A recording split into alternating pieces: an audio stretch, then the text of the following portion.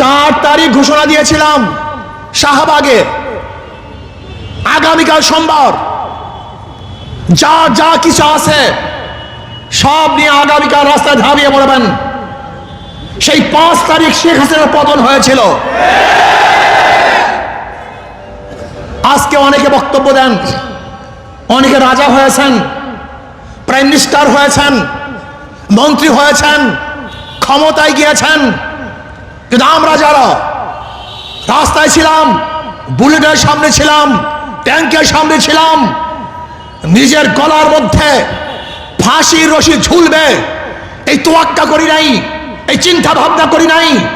দেশকে বাঁচানোর জন্য, ইসলামকে বাঁচানোর জন্য, মানুষের বৈষম্য দূর করার জন্য, মানুষের অধিকারকে ফিরিয়ে দেওয়ার জন্য জীবনের মায়া ত্যাগ করে, সন্তানের মায়া ত্যাগ করে রাস্তায় ঝাঁপিয়ে পড়েছিলাম।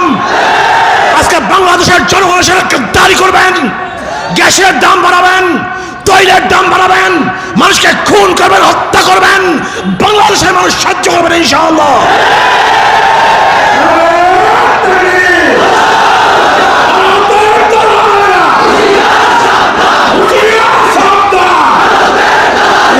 আমার বৈষম্য বিরোধী আন্দোলন, সে আন্দোলন কেন হয়েছিল? চাঁদার বিরুদ্ধে আন্দোলন হয়েছিল। কিসের বিরুদ্ধে?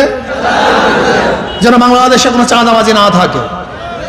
আন্দোলন কেন হয়েছিল? ঘুষের বিরুদ্ধে আন্দোলন হয়েছিল, বাংলাদেশ যেন ঘুষ মুক্ত দেশ হয়। আন্দোলন কেন হয়েছিল? জুলুম মুক্ত আন্দোলন, বাংলাদেশের জুলুম অবিচার না হয়। আন্দোলন কেন হয়েছিল?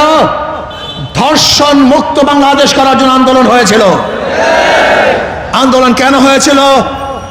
গ্যাসের দাম কমাবার জন্য, তৈলের দাম কমাবার জন্য, মানুষের নিত্য প্রয়োজনীয় দ্রব্যমূল্যের দাম নিয়ন্ত্রণে থাকার জন্য আন্দোলন হয়েছিল। কিন্তু আজকে কি দেখেছি? বিএনপি সরকার আসার পরই জানি না সাংবাদিকরা কতবার রিপোর্ট করেছেন, এতবার তৈলের দাম বেড়েছে, গ্যাসের দাম বেড়েছে, বিদ্যুতের মূল্য বেড়েছে।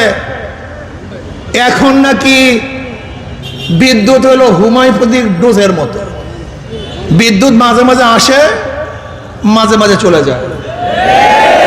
বিদ্যুতের অবস্থা এরকম, বিদ্যুৎ বিল ব্যবহার যা করবেন তার ডাবল আসবে।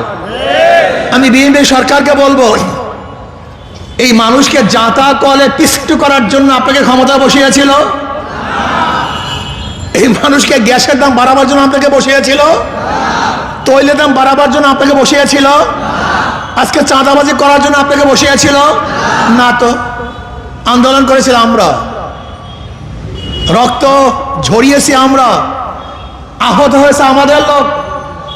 ইসলামী আন্দোলনের, ছাত্র আন্দোলনে বহুত মানুষ শহীদ হয়েছে। জীবনের মায়া ত্যাগ করে রাষ্ট্রকে তামির করার জন্য, গঠন করার জন্য, মেরামত করার জন্য হাজারো নিষ্পাপ সন্তানেরা, ছাত্ররা এই দেশকে তামির করার জন্য, মেরামত করার জন্য ঝাঁপিয়ে পড়েছিল। কিন্তু আজকে আবার কি দেখেছি? আবারও মারামারি। সরকারি দল, বিরোধী দল আবারও মারামারি শুরু হয়ে গেছে। আপনারা মারামারি করবেন কেন? সংসদে আপনারা বক্তব্য দেন,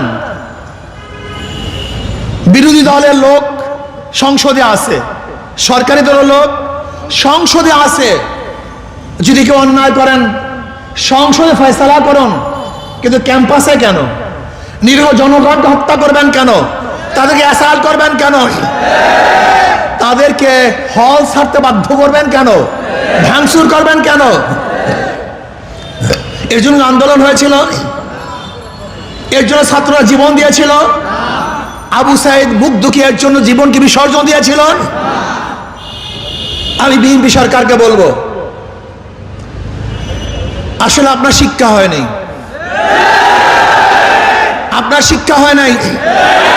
মাত্র কয়েকদিন আগে ঘটনা ঘটছে।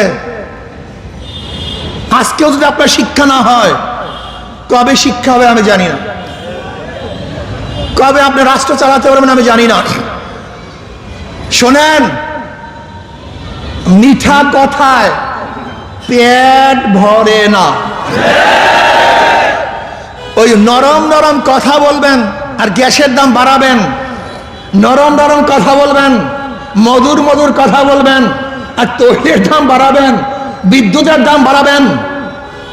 বাংলাদেশের জনগণ নীরব আছে, কিন্তু এই নীরবতা যখন ভাঙবে, আবার গর্জে উঠবে, ওই বিগত সরকারের মতো আপনাকেও এদেশ থেকে পালাতে বাধ্য করবে ইনশাআল্লাহ।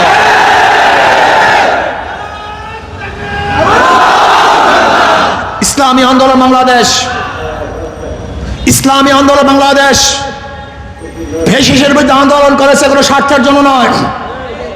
আমরা স্বার্থ পাইও নাই, নেইও নাই, স্বার্থের জন্য ঘুরিয়েও নাই কারোর পিছনে। আমরা ঘুরেছি ইসলামের জন্য, দেশের জন্য, মানবতার জন্য। এর জন্য আমাদের কেউ শত্রু না, কেউ বন্ধুও না, আমাদের কেউ বন্ধুও না।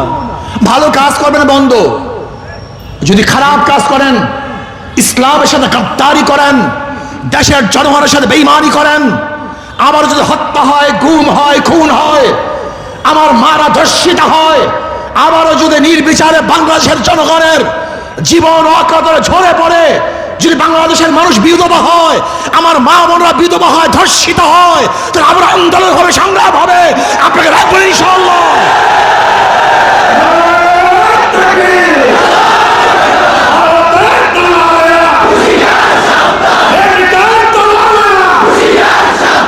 দেশের দাম কমাতে হবে, দেশের দাম কমাতে হবে, গ্যাসের দাম, বিদ্যুৎ বিল, তৈলের দাম, নিত্য প্রয়োজনীয় দ্রব্যের দাম নিয়ন্ত্রণে রাখতে হবে। ক্লিয়ার কাট কথা। আমার গরিবদের অধিকারকে ফিরিয়ে দিতে হবে, মজদুরদের অধিকারকে ফিরিয়ে দিতে হবে, ছাত্রদের অধিকারকে ফিরিয়ে দিতে হবে, প্রত্যেক কর্মচারীর অধিকারকে ফিরিয়ে দিতে হবে। বাংলাদেশের কোন মানুষ আর জুলুমের শিকার হোক, এইটা আমরা চাই না। ভারতকে বলবো, বর্তমানে বাংলার মধ্যে এক মুখ্যমন্ত্রী হয়েছে, এর মাথা ঠিক আছে কিনা আমি জানি না, আপনারা ভালো বলতে পারেন। এর বক্তব্য, এর আলোচনা, সংসদে যা দেয়, বক্তব্য যা দেয়, এ মুখ্যমন্ত্রী দূরের কথা, পাগল হয়ে বক্তব্য করতে পারে না। সে নাকি বাংলাদেশ 5 মিনিট দখল করবে, পুশিং করতেছে। আমি বলবো, পুশিং কাদেরকে করবা? আগে তো শুভেন্দু অধিকারীকে পুশিং করা উচিত, সে তো বাংলাদেশের নাগরিক, তার বাপ দাদা তো বাংলাদেশের ছিল, সে তো বাংলাদেশেই জন্মগ্রহণ করেছে, নাকি জানি না ভারতে করেছে, কিন্তু তার মা বাবা তো বাংলাদেশি, গৌর নদীর লোক। এই গৌর নদীর লোক একসময় তৃণমূল কংগ্রেসে ছিল, তৎকালীন সময়ের অবস্থা আমরা সবাই জানি। উনি বাংলাদেশ দখল করবে। 5 মিনিট বাদ দেন, 5 দিন নয়, 5 বছর নয়, 500 বছর তো ভালো কথা, 5000 বছরেও ওই দালালরা, ওই বিজেপি বাংলাদেশ দখল করতে পারবে না। হ্যাঁ, ইনশাআল্লাহ যদি আমরা ঐক্যবদ্ধ থাকি। ওই ভারত ছিল মুসলমানদের, ওরা মুসলমানদের ভূখণ্ড ছিল, 850 বছর পর্যন্ত মুসলমানরা শাসন করেছিল, ব্রিটিশ মুসলমানদের থেকে ক্ষমতা দখল করেছে। কাজে বাংলাদেশ, ভুটান, নেপাল, ভারত, পাকিস্তানের বাংলাদেশের ভূখণ্ড, বাংলাদেশের অংশ ছিল এক সময়, আমরাই শাসক ছিলাম, ভাগ হয়ে গেছে। কিন্তু যদি আমাদের উপরে আবার আঙ্গুল তুলো, এ দেশকে দখল করার স্বপ্ন দেখো, এ দেশের দিকে চোখ তাকাও, চোখ তুলো, যদি আঙ্গুল তুলো, বাংলাদেশের জনগণকে তোমরা চেনো না, এরা টাইগারের গোষ্ঠী, এরা বাঘের গোষ্ঠী, তোমার আঙ্গুলকে ভেঙে ফেলবে ইনশাআল্লাহ, তোমার আক্রমণ করবে, কোনো সন্দেহ নাই। আমরা না খেয়ে ঢুকে মরতে পারি, কিন্তু কারোর সামনে মাথা নত করতে পারি না। এটা আমাদের জাতীয় অভ্যাস, বিশ্বাস হয় না? এটা আমাদের জাতীয় অভ্যাস। ব্রিটিশদের বিরুদ্ধে এই অঞ্চলের মানুষ যত বেশি আন্দোলন করেছে, অন্য কোন এলাকার মানুষ এত আন্দোলন করে নাই। পাকিস্তানের বিরুদ্ধে, এত বড় শক্তির বিরুদ্ধে এদেশের মানুষের কাছে কিছু ছিল না, তা নিয়ে ঝাঁপিয়ে পড়েছে। তোমরা জানো না, এরশাদের কাছে ক্যান্টনমেন্ট থাকা সত্ত্বেও এদেশের মানুষের আন্দোলনের প্রেক্ষিতে এরশাদ সাহেব অবসর নিতে বাধ্য হয়েছে। শেখ হাসিনার কাছে সব কিছু থাকা সত্ত্বেও এদেশের মানুষ মাথা নত করে নাই, জীবন দিয়েও তাকে এদেশ থেকে তাড়াতে বাধ্য করেছে। এটা আমাদের চরিত্র, এটা আমাদের অভ্যাস। আমাদের দেশের মানুষ মারা যেতে পারে কিন্তু নত হতে পারে না। আসুন, জুলাই বিপ্লব হয়েছিল, বৈষম্য বিরোধী কোনো জিনিসই থাকবে না। আমরা বৈষম্য রাখতে চাই না। বৈষম্য দূর করেন, ভেদাভেদ দূর করেন।